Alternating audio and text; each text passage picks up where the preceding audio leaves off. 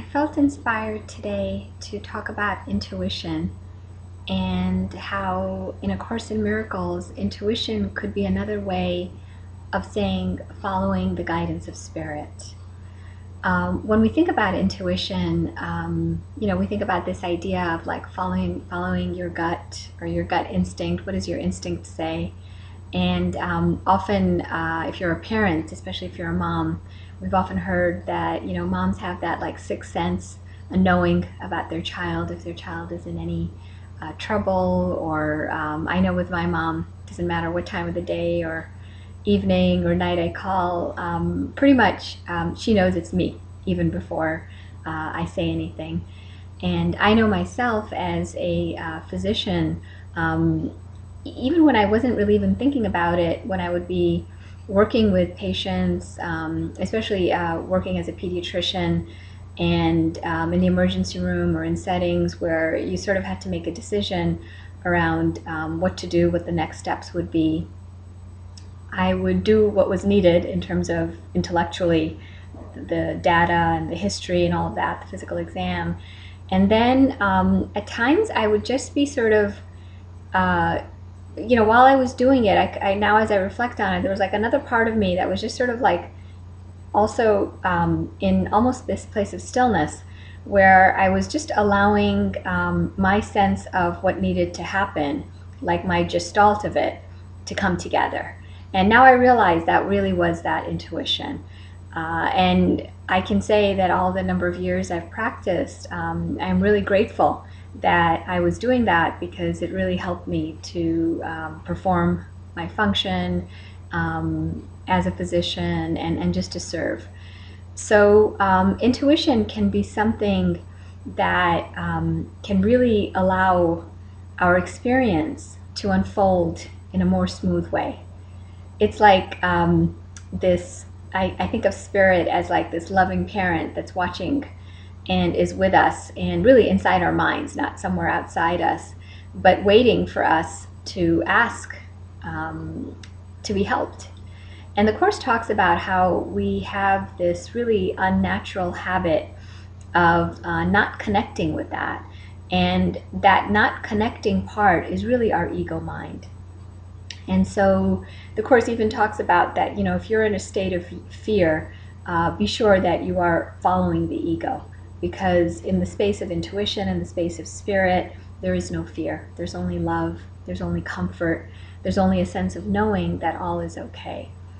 And so while intuition or guidance or following the spirit or our inner wisdom, whatever name we want to use, whatever term we want to refer this knowing to, it may look like specific shapes and forms as to do this, to not to do this, to say this, to call this person, to wait to call, to connect. Now is not quite the right time. All of that, and that's useful. And by following it, it's like a muscle. I see it. We build it.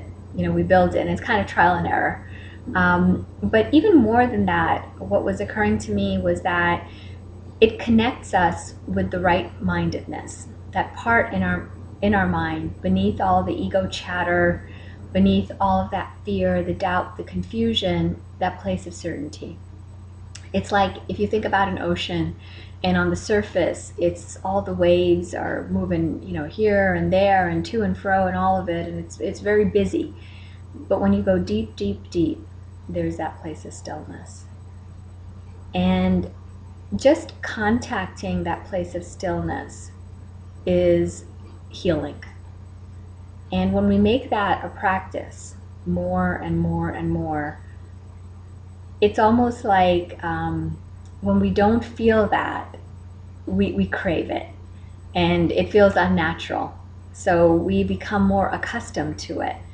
And the mastery of it, if we can put that word out there, it comes from not waiting for like long periods or long chunks of time when we have time to meditate or be still, but getting into the habit of in the moment, wherever we are, asking for that, asking for the help. It could just be a split second, but just in that split second, being open to the stillness, being open to the guidance, being open to intuition. So it need not be something we just say for like the morning 15 minutes and the evening, but something that we can do throughout the day. And the course encourages that with all the workbook lessons to practice, sometimes on the hour, every 20 minutes, every 30 minutes, however many times we can remember. So intuition is a way to feel not alone. And that's something I think we often come up against, that we have a situation in our life and we just feel helpless and we feel alone and we feel vulnerable and we feel confused, and on and on and on, and our mind starts spinning. This could happen, maybe this will not happen. If I do this, this could go wrong. If I don't do this, this could go wrong. And it just like, we're really, what we'd say, we're in the clutches of the ego. So the intuition and the connection and the practice really allows us to make that deeper connection with spirit. So who we truly are, that we always are connected with spirit, isn't something that we just read about and sounds good and an intellectual sort of hypothesis, if you will, but it becomes our practice, our knowing, our experience. And as we say, our experience is our best teacher. So the purpose of intuition, connecting us to spirit, leads us into being in the presence of that right-mindedness. And that right-mindedness is also the miracle-mindedness. And the miracle-mindedness reminds us that intuition isn't something we do. It's really more something to be received. So it encourages us to invite a stance of silence, of reception, of openness, of that clean blank slate, of, again, the open mind, empty hand stance. Here I am, Spirit, help me, show me the way. There's many prayers in the Course that refer again and again, tell me where to go, what to do, what to say, whom to say it to. And in the beginning, the intellect, which is really, the ego mind, what I'd like to say, the I know mind. I know this, I know that, I've read it, I've heard it, I've studied it, I know. That part doesn't like it because it feels like, I don't want to let go. I know what needs to be done here. But as we see the effects of following that intellect and that I know mind, and really even more than the effects, when we're honest in our appraisal of how we feel, really, are we at peace? Are we happy? Consistently at peace, consistently happy. If we come to a place where we're honest and we realize, no, that I know mind, that intellect hasn't really, led us to all the places it promised it would take us. If you just do this, if you just say that, if you just go there, if you just buy that, or don't buy this, or if you get this, or don't get that, or stay in this relationship, or leave this relationship, or never talk to this person, or go talk to, all of the things that it's kind of led us to do. If we acknowledge that we're not anywhere closer to peace, then that's kind of, the other way, and an openness to the other way. Because in that miracle-mindedness place, in that right-mindedness place, in that connection with ego, connection with spirit, connection with intuition, we allow the healing that our mind so wants to happen. And in that healing, we realize that we need not be in charge. And it's not so much we do, but that we receive, we listen, and we follow. We listen and we follow.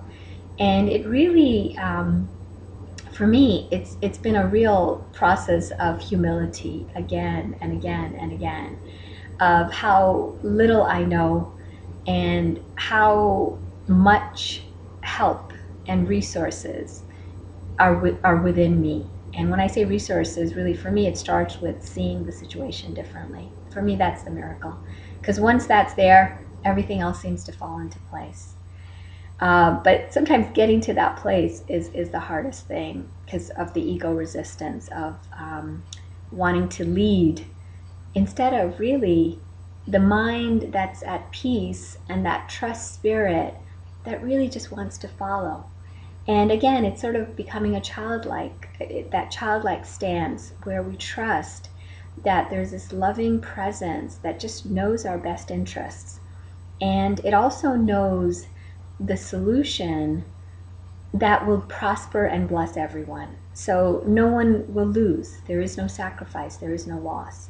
And that also is not something that comes from the ego intellect mind, because it's always weighing pros and cons. Someone will win, else will have to lose, and all of that, because that's all it can do. It can't see the whole. But the intuition, the connection with spirit, sees everything as one, sees everyone as worthy of love, whether they be the robber or the victim or the victimizer, none of that matters. And it really is an enlightened way to be. And in that enlightened way, the word is perfect, we feel lighter. We feel lighter because we're listening, we're trusting, we're following. We're listening, we're trusting, and we're following. And we just realize that we're just here to do our part. We need not do more, but we do need to honor what's being asked of us. And it can be a beautiful journey that not only do we feel grateful for the gifts that flow to us in the different shapes and forms, but the peace of mind that we feel is just the most wonderful gift that we can give to ourselves or to anyone. And so it connects us even deeper and deeper and deeper to spirit. And so it doesn't matter what the problems look like, because they're shifting and changing and whatever. We know that wherever we are, what the Course would say, this true trusted guide, our appointed friend, is always there, 24/7. So I encourage you to reflect on times when you've listened to your intuition and what that felt like and how that played out for you, and allow yourself to invite that presence more and more and more. It's already there in your mind. It's just, waiting on your welcome. Like the Course says, love does not wait on time. It just waits on our welcome. And this intuition, this higher wisdom, this connection to spirit is really opening to love.